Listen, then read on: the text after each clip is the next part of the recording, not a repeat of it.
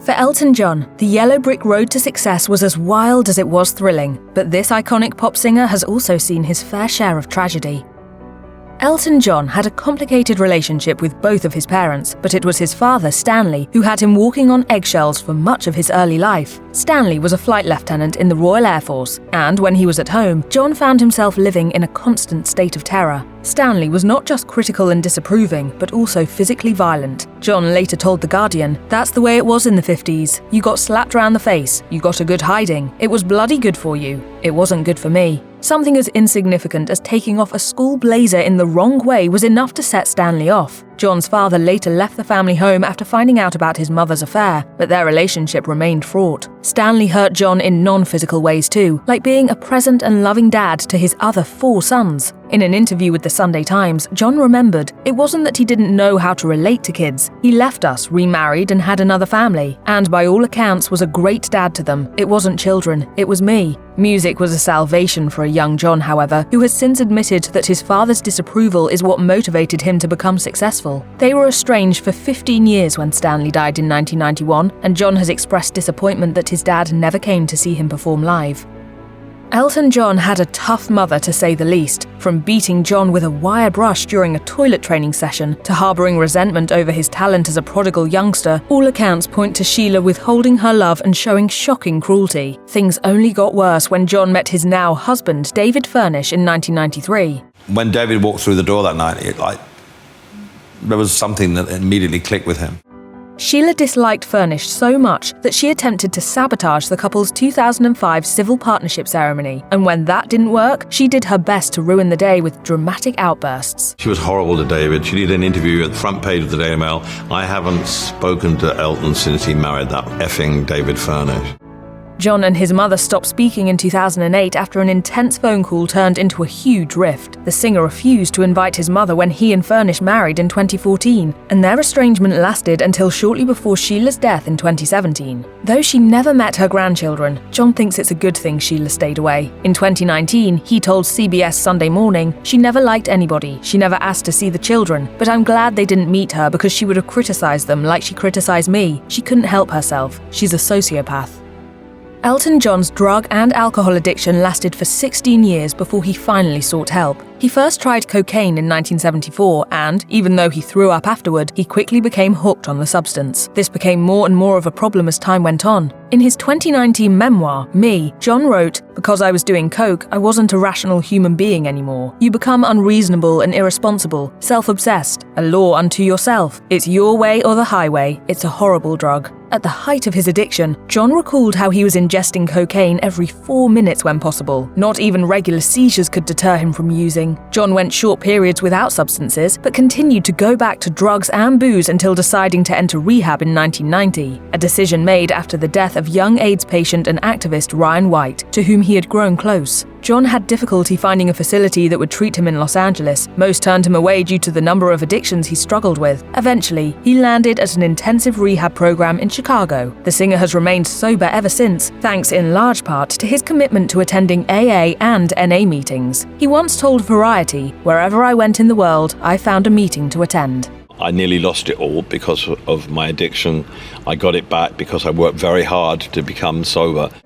Elton John was 21 years old the first time he attempted suicide. He was living with his musical partner Bernie Taupin and a woman named Linda Woodrow. Woodrow and John became romantically involved and eventually got engaged, as John was in denial over his homosexuality at the time. Woodrow was not a fan of John's music and the pair never had sex, with the relationship leading John to take drastic measures. In his memoir, he wrote, "The obvious course of action was simply to be honest, but the obvious course of action didn't appeal. Actually telling Linda how I felt was beyond me, so I decided to stage a suicide bid instead." Years after that first suicide attempt, John again tried to take his life. The incident occurred in 1975, when John's relatives were gathered at his home in Los Angeles to celebrate Elton John Week. He swallowed 60 Valium and had his stomach pumped only 2 days before his iconic performance at Dodger Stadium. Thankfully, becoming a father changed John's perspective on life and gave him priorities outside of music. In 2016, he told Rolling Stone, "I want to be there. I want to take them to baseball. I want to take them to soccer games. My life is completely changed." I'm 72 years of age and I'm the happiest I've ever been.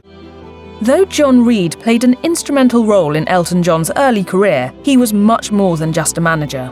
Reed was also John's lover, his first ever boyfriend, who moved in with the singer after only a few weeks of dating, even though John was not out of the closet at that time. In his memoir, John wrote, "I really was in love with John, that intense, guileless, naive kind of first love, and I'd just discovered sex. It made sense to move in together." The couple broke up in 1974, shortly after a physical fight that got them both arrested for assault, but Reed continued his work as John's manager until 1998. Their business breakup occurred after an auditor found that Reed had stolen tens of millions from John while representing him. John filed a lawsuit against Reed, as well as the accountancy firm PricewaterhouseCoopers and the managing director of John Reed Enterprises, Andrew Hayden. He settled with Reed out of court before the trial, receiving millions of pounds in compensation, and lost the suit against PricewaterhouseCoopers and Hayden. In court, John emotionally explained why he never questioned Reed during their 26-year business relationship. He said, "I thought he would kill for me in any circumstances. I trusted him, and I thought he was by far the best person to manage my career. I trusted him all those years. I trusted him implicitly."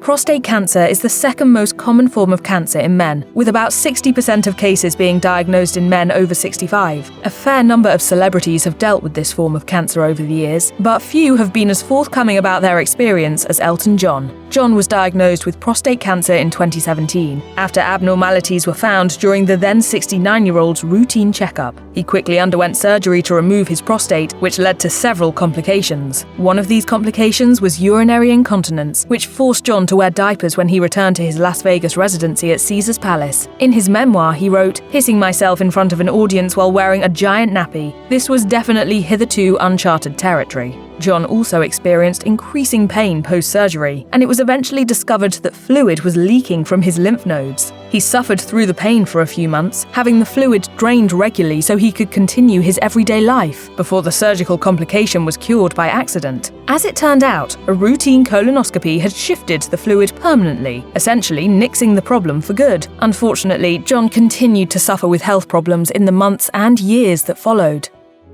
Shortly after his lymph node complication, Elton John found himself ill once again due to another post-surgical issue, a life-threatening infection he had picked up on tour in South America. The singer was forced to cancel shows when the pain became too intense to ignore, and he later learned that he would have died had he stayed on tour for even one more day. Once back in the United Kingdom, John was taken to a hospital and then transferred to the London clinic for surgery. In his memoir, he remembered, "My last memory is of hyperventilating while they were trying to find a vein to give me an injection. By 2:30, I was on the operating table. There was more lymphatic fluid leaking, this time in my diaphragm, and it had to be drained. For 2 days afterwards, I was in intensive care." Though doctors were treating the infection with massive intravenous doses of antibiotics, John's fever returned, and he spent a total of 11 days in the hospital being treated for the infection. He later wrote, "I was incredibly lucky, although I have to say I didn't feel terribly lucky at the time. I couldn't sleep. All I can really remember is lying in bed, awake all night, wondering if I was going to die. In the hospital, alone at the dead of night, I'd prayed, 'Please don't let me die. Please let me see my kids again. Please give me a little longer.'" John spent the following 7 weeks recovering at home. In that time, he had to relearn how to walk. I've got to keep fit for my boys. I want to see them be teenagers. In 2013, before his bout with prostate cancer and the post-surgery infection that nearly killed him, Elton John suffered a close call when he allowed a bout of appendicitis to go untreated. Though relatively common, appendicitis can be deadly because of the risk of the appendix bursting. That year, he told The Guardian, "I did 9 shows, 24 flights, and played the White Tie and Tiara Ball with Coldplay with a burst appendix." Despite being in immense pain, John assumed he simply had food poisoning, before doctors misdiagnosed the pain as a colon infection. His appendix eventually burst due to the lack of treatment, causing him to develop an abscess between the back of his abdomen and his cecum. He went on to say, "I was so lucky, because usually if it bursts, it causes peritonitis. If that happens, you have to be in hospital within an hour. Otherwise, you're brown bread. I'm lucky to be alive." John was able to have surgery, but only after doctors treated the painful abscess. He recalled, "I was in a lot of pain, and I was hallucinating from the morphine and the anesthetic." The remaining dates of his European tour were postponed for his surgery and recovery. Like many older people, Elton John has suffered from pain and mobility issues in his joints. By 2016, he had already had surgery on both of his knees due to pain that, in one interview, he attributed to too much tennis and too much jumping on and off pianos. John's knees continued to be an issue in subsequent years, but he also found himself with major hip problems after a 2021 fall on a hard surface. The injury forced John to postpone his farewell Yellow Brick Road tour until 2023, as treatment was not alleviating the excruciating pain. In a statement, he said, "I've been advised to have an operation as soon as possible to get me back to full fitness and make sure there are no long-term complications." Even after the surgery, John was in a lot of pain as he navigated physiotherapy to regain his mobility. Can't move sideways, can't get in and out of a car. The singer was spotted in a wheelchair the following year, although he has been known to use one for minor injuries such as a sprained ankle. In 2023, just after the end of his farewell tour, John was hospitalized after another nasty fall at his home in France. He underwent a knee replacement the next January, and then a second surgery on the other knee a few months later. If you or someone you know is struggling or in crisis, help is available. Call or text 988 or chat 988lifeline.org.